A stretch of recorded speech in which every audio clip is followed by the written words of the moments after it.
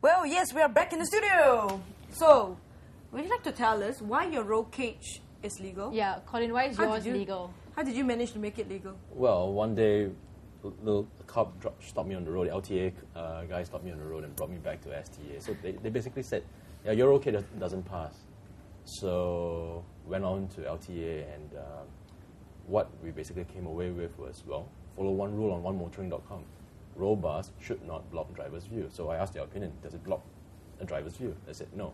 Therefore, technically, it passes, and they signed off on it. That's what you saw in my glove compartment the other day. You know, those LTA certs. I keep that nice little signature that says my roll cage is street. Because I remember Ivan being slightly surprised that your roll cage was actually Ivan, you said, "Hey, why is your roll cage legal?" Hey, not fair. Mine's not. Because I got fined for that before. It's $30. Okay. So you had to remove your I had to remove and go for reinspection. Okay, all right.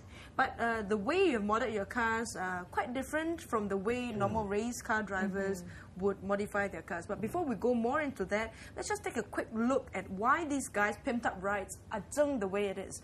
We have to see them in action on the racetrack in the thick of Formula Drift heart-pumping action.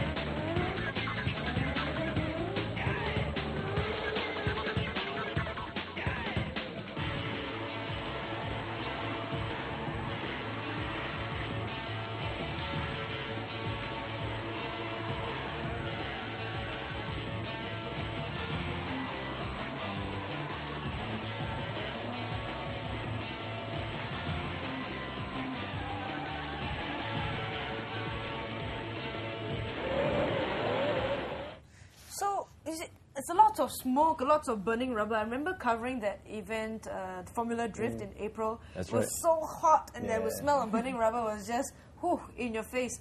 How do you feel like whenever you are, maneuvering that car and producing that much smoke? Do you feel like a performer of some sort? It's a spectator sport. That's what that's part of what we enjoy in the sport actually. And towards the last, the tail end of that video clip we just saw, that's drifting in US, right? Yes, correct. So Ivan, you are actually slated to be in the US pretty soon for the drift competition in US. Correct. Okay, how do you feel? Are you excited? Are you prepared? Excited. Yeah, I'm prepared. I'll just do my best. Are you bringing your car over? No, actually we have another vehicle in the States, so I'm going to use that. Yeah. It's a S13. Okay. So the fact is that you've modified both your cars, your own cars, and for Formula Drift, you drove the Toyota Chaser. We saw your car in action just now.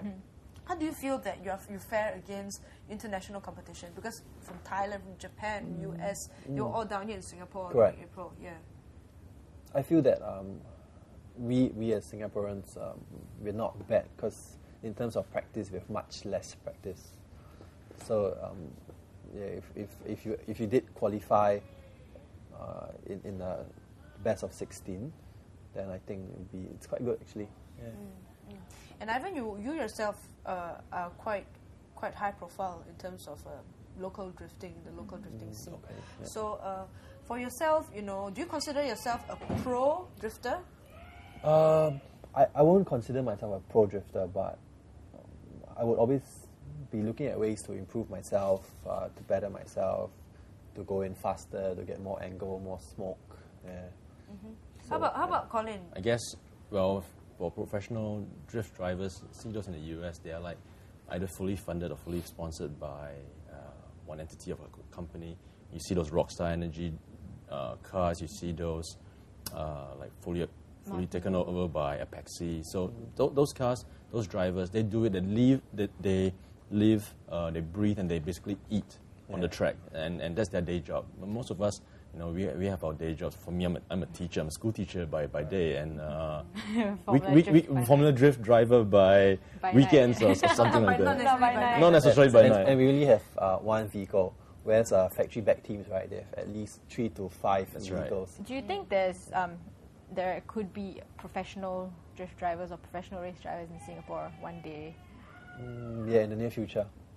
Our circuit is ready, because I guess that some local companies are actually quite generous in terms of sponsorship. That's right. So they would help local Singaporeans.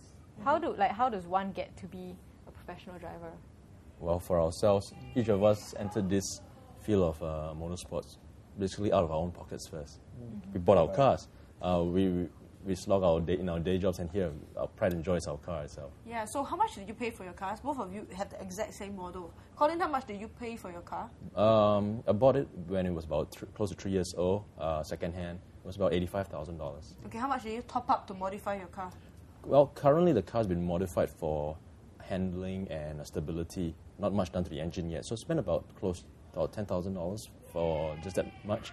And next month another 10 more is going in to bring the car up from about 250 to about 360 horsepower. So yeah, I started off with the handling of the car first. More important than the horsepower. Okay, Ivan, yourself?